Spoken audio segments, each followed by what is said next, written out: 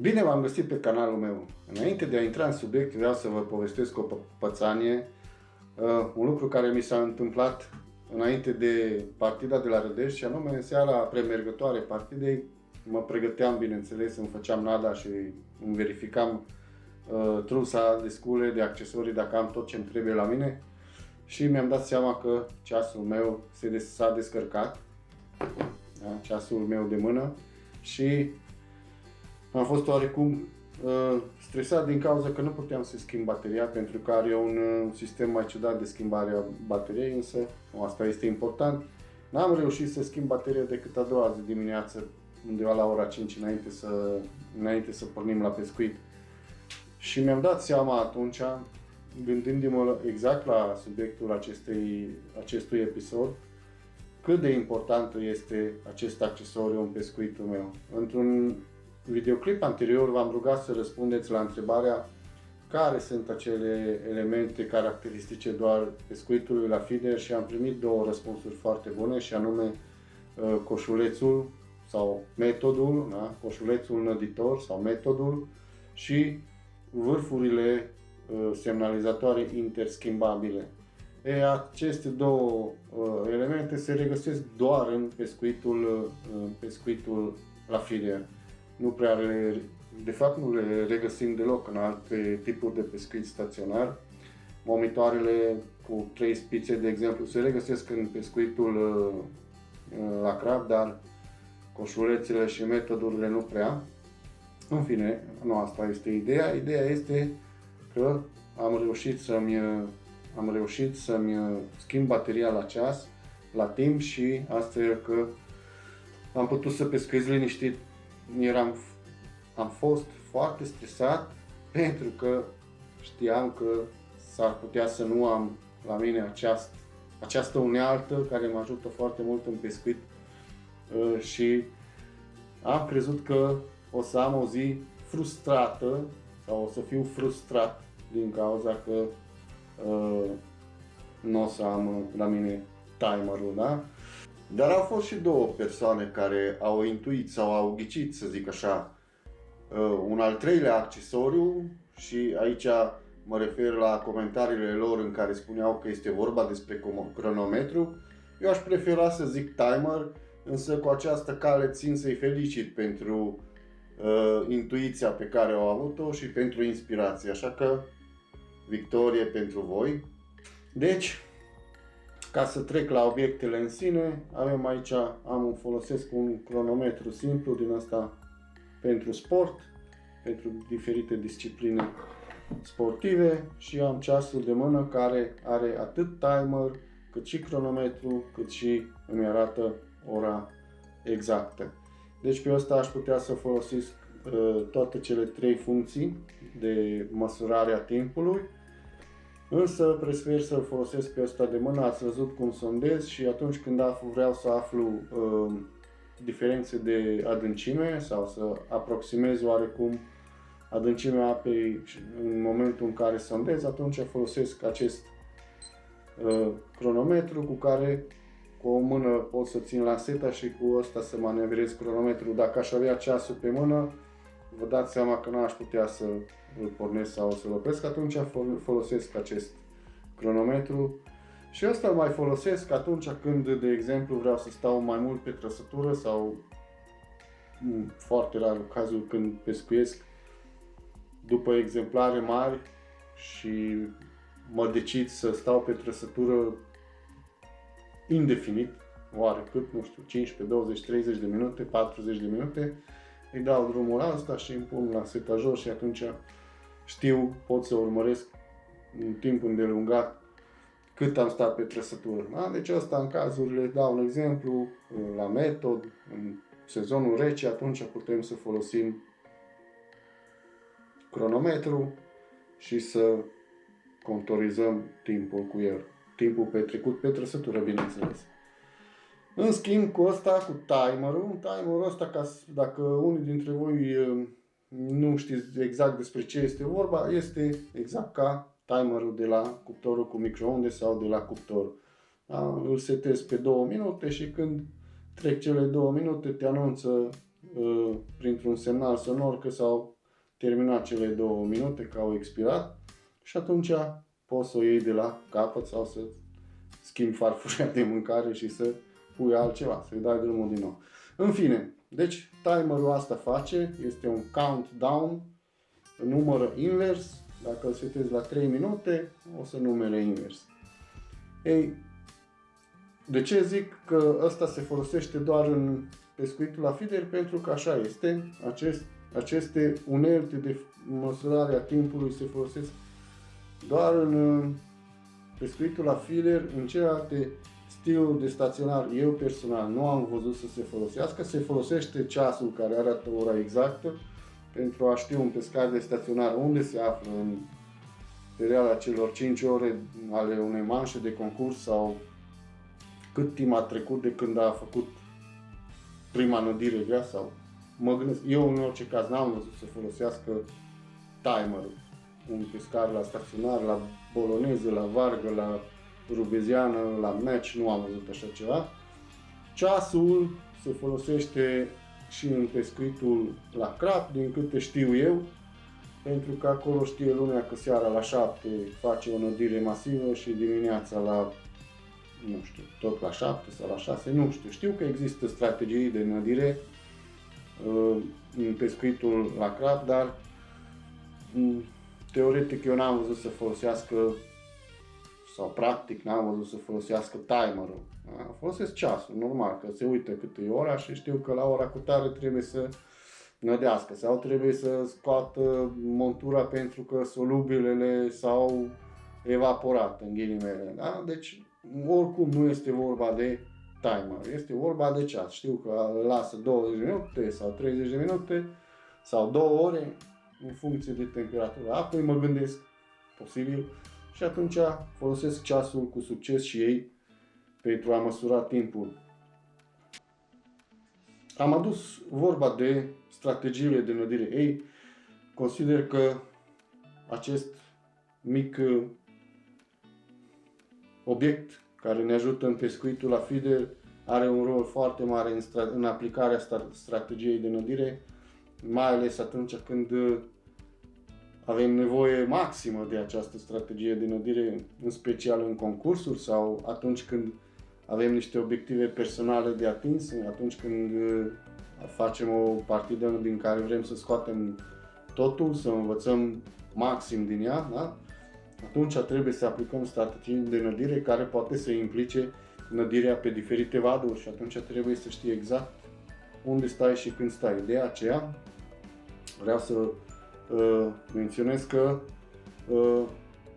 eu prefer să am timer pe ceas, însă am observat că sunt ceasuri, am și eu alte ceasuri, care în momentul în care treci pe funcția de timer, atunci nu-ți mai arată ora exactă. Ori acest model, nu vreau să fac reclamă, din greșeală sau din întâmplare am ajuns la el, însă eu mă bucur că l-am pentru că mi oferă exact ce-mi trebuie mie.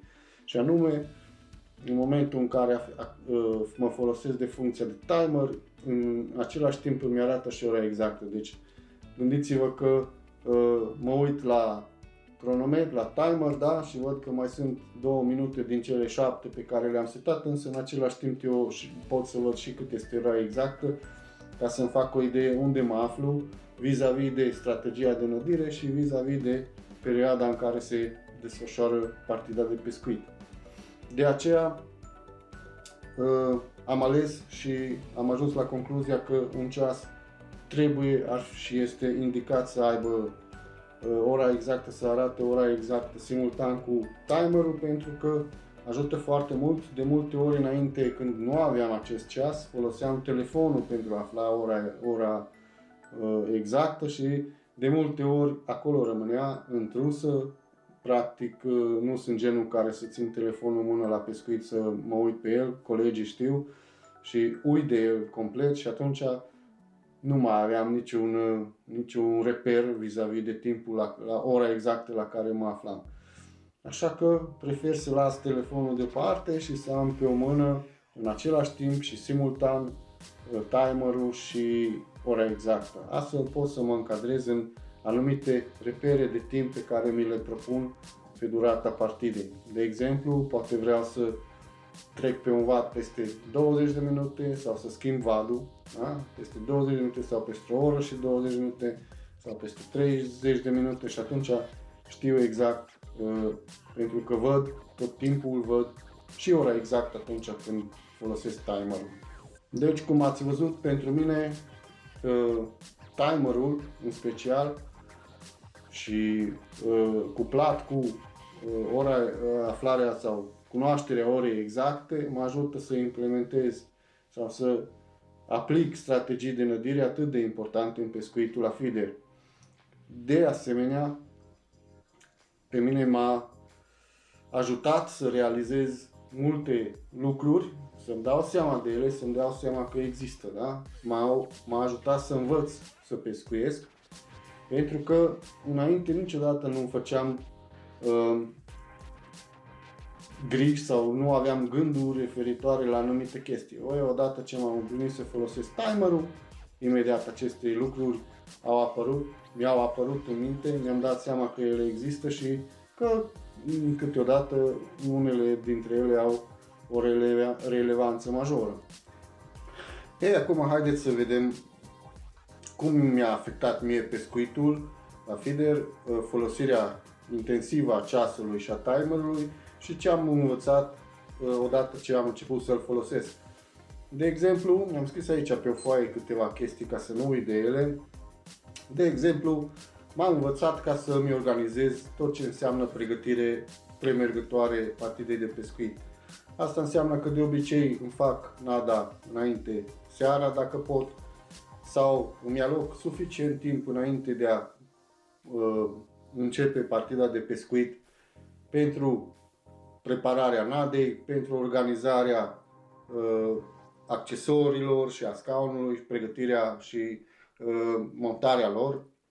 Și de obicei, colegii mei au observat că mai nou încep partida de pescuit mai târziu decât ei. De obicei ajung la pescuit și îmi propun o țintă de timp la care să încep partida de pescuit. De exemplu, ajung la 8:30 sau la 8 și îmi propun să încep partida la ora 10. Știu că acest timp este suficient înainte de ora 10 să-mi pregătesc toate lucrurile așa cum îmi place mie. Și de obicei, chiar dacă încep partida mai târziu și nu zoresc lucrurile sau nu le grăbesc înainte ca să arunc repede bățul în apă, cu toate astea obțin rezultate cel puțin la fel ca și colegii mei, care primul lucru care îl fac atunci când ajung pe baltă sau pe râu este să înfigă un pichet și să arunce o lansetă la apă. De asemenea, m-am învățat sau am realizat câtă nadă folosesc într-o partidă de pescuit. Știu că dacă pescuiesc timp de 5 ore sau 8 ore folosesc X nadă, pentru că folosirea intensivă a ceasului și a faptului că văd tot timpul cât este oră, cât timp trece, cât decurge, câtă nadă folosesc, m-a ajutat să aproximez destul de bine câtă nadă folosesc. Și atunci știu că pentru o partidă activă de sezonul cald la un pescuit pe râu, folosesc, de exemplu, nu știu, 1 kg de nadă sau 1,5 kg de nadă. Înainte îmi pregăteam și 3 kg de nadă pe care nu le foloseam aproape niciodată. De aceea m-a ajutat foarte mult să nu neapărat să economisesc nadă, ci să o folosesc oarecum inteligent. Să nu-mi bat joc de ea, pentru că cineva a depus efort în a o produce și atunci eu de ce să nu depun efort în a o folosi într-un mod cât se poate de logic și de inteligent. Da? După aceea mi-am dat seama, de exemplu, cât de mult înseamnă într-un pescuit pe lac, într-un pescuit activ pe lac, scufundarea firului, lucru la care înainte nici nu mă gândeam. Pentru că la o cadență de 3 minute, scufundarea firului la o distanță de 40 de metri poate să însemne 1 minut, 1 minut jumate, depinde de condiții, și atunci vreau ca în acest 1 minut jumate totuși acești 33% din perioada în care eu stau pe trăsătură, vreau ca să îi folosesc în favoarea mea. Da? Să știu că totuși pescuiesc în acel un minut jumate. De asemenea, m-a învățat că există ruperi de ritm cauzate de un drill, de exemplu. Ai prins un pește mare și durează, nu știu, 2-3 minute sau 5 minute sau 10 minute să-l scoți și atunci asta este o rupere de ritm și este o rupere a cadenței de nădire. Și atunci mi se întâmplă de multe ori să mi se modifice numărul de pești aflați pe vad, densitatea de pește de pe vad. Atunci știu că trebuie să devin din nou un pic agresiv cu nădirea pentru a-i regrupa înapoi pe vad sau invers. De asemenea, referitor la aceste schimbări de pe timpul partidei, dacă de exemplu încep cu o cadență într-un pescuit pe râu, încep cu o cadență de 3 minute pentru a aduce peștele pe vad și îmi intră peștele la 3 minute, până eu o scot, până nu știu ce, până realimentez, se transformă în 5 minute, în 7 minute și atunci o să se sesizez dintr-o dată că îmi pleacă peștele de pe vad. Atunci pot ori să măresc volumul coșulețului, ori să-l scad, depinde de cum evoluează lucrurile și m-am învățat să fiu atent la aceste detalii, tocmai pentru că atunci când se întâmplă o rupere de ritm, să am cât mai multe informații, să pot să trag cât cele mai bune concluzii de ce s-a întâmplat asta și să acționez în consecință.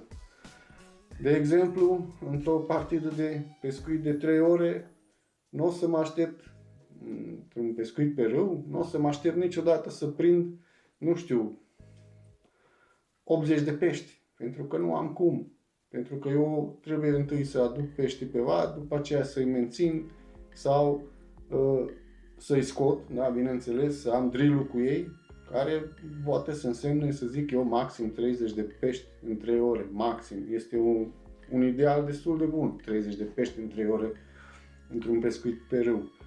De aceea consider că folosirea intensivă a ceasului și a timerului nu dăunează deloc pescuitului, ba dimpotrivă, consider că este un lucru la fel de necesar ca și vârful semnalizator, ca și coșulețul năditor, fără de care eu personal nu pot să fac o partidă de pescuit în care să știu că am dat maxim din mine.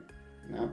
Și atunci, bineînțeles că vă îndemn și pe voi, în măsura posibilităților și în măsura în care aveți voința necesară, să folosiți de acest mic accesoriu care se găsește foarte ușor pe aproape toate ceasurile și dacă se poate să vă arate simultan și ora exactă și timerul, este și mai bine, dar nu este neapărat obligatoriu. De asemenea, odată cu folosirea timerului, am ajuns să deprind oarecum o nevoie de a obține rezultate mai bune și mai bune și mai bune și mai bune. Deci dacă, de exemplu, înainte pescuiam fără timer și prindeam 5 pești într-o oră, dau un exemplu, da? Sau 10 pești într-o oră, acum folosesc timerul, știu că îmi vine trăsătura la 5 minute și nu mă simt satisfăcut și atunci vreau să determin trăsătura la 3 minute și atunci încep să jonglez cu volumul de nadă pe care le introduc, mai puțin, mai mult, să creez competiție, sau să aduc că am pește mult și să le dau mai multă hrană. Deci și acesta este un element care este important în pescuitul la feeder, să îți propui, să ceri de la tine să obții rezultate tot timpul și tot timpul mai bune. De exemplu, mă duc pe un lac și știu din start că vreau, date fiind condițiile de specii de pești, de temperatură, de mama naibii, toate condițiile pe care le afli înainte, da? Vreau să obțin pește trăsătură la sub 3 minute, sub 2 minute, de ce nu?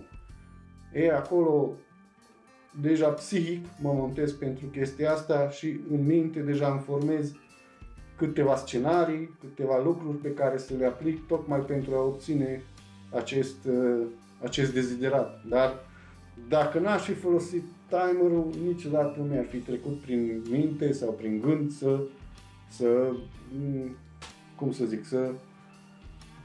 mă gândesc la asemenea obiective.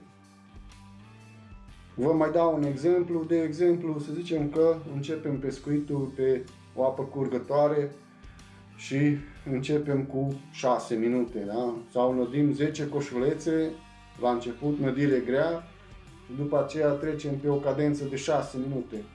Ei, se întâmplă să intre peștele pe vad, tu ai un coșuleț larg, l-ai pus la 6 minute, se întâmplă să intre peștele pe vad și peștele să-ți ofere trăsătura la 3 minute sau la 2 minute jumate. Tu ce faci? Înainte, dacă alimentai vadul la 6 minute, acum să-l alimentezi la 3 minute, ceea ce înseamnă că o să dublezi cantitatea de nadă. S-ar putea ca într-o jumătate de oră să ți se taie și nu știi de ce. Ei, uite, de aia, pentru că probabil n-ai fi fost suficient de precaut, astfel încât să schimbi în momentul în care scurtezi, micșorezi cadența, să schimbi volumul coșulețului pentru a introduce un volum de nadă adecvat noi cadențe, să zic așa, dacă sper că m-ați înțeles ce vreau să zic, da? Și atunci toate lucrurile astea converg și oarecum te ajută să obții rezultate mai bune. De aceea, din nou, vreau să menționez că este foarte bine să folosești timerul și că te ajută să devii un pescar mai eficient și să îți propui țeluri mai mari la care poate că niciodată nu te-ai gândit. Așa că, până data viitoare, dați un like, abonați-vă la canalul meu și apăsați pe clopoțel pentru a fi înștiințați atunci când mai postez videoclipuri și să ne auzim cu bine. Sper că data viitoare să o fac de pe malul apei. Ieri am fost la un pescuit pe Mureș, într-o situație, într-un scenariu destul de dificil, pentru că marea parte a peștilor încă sunt în gropile de iernare, însă albitura mică, și aici mă refer la oblete, băbușcă, au ieșit un pic din gropile astea, se vede că s-au dus în sus spre zone cu apă mai mică și am descoperit cumva târziu că odată cu ele au plecat și clenii. Deci scobarul, morunașul încă era în groapă, acolo unde eu nu mă duc să pescuiesc, dar cleanul a ieșit din groapă și în ultimele 3 ore am făcut o schimbare și am reușit să am trăsături de nu făceam față cu 2 lansete. Practic am prins vreo, nu știu, 30 de cleni, nu mari, însă au fost printre ei și câțiva la vreo 400-500 de grame, vreo 2 sau 3, dar majoritatea era undeva la 100-150 de grame. Însă a fost un pescuit foarte activ și, după cum știți, trăsătura cleanului, mai ales în scenariul în care eu am folosit anumite accesorii de nădire specifice, au creat niște trăsături fantastice și după o perioadă așa de iarnă să văd din nou că bățul mi este tras de pește spre apă într-un mod violent, m-a făcut să mă simt foarte bine. Așa că o să încerc pentru videoclipul următor, o să încerc să repet această experiență. Nu știu dacă o să găsesc aceleași condiții, însă eu sper că o să fie bine și s-ar putea să produc un material pe chestia asta. Până data viitoare, să auzim numai de bine, vă doresc fine întinse.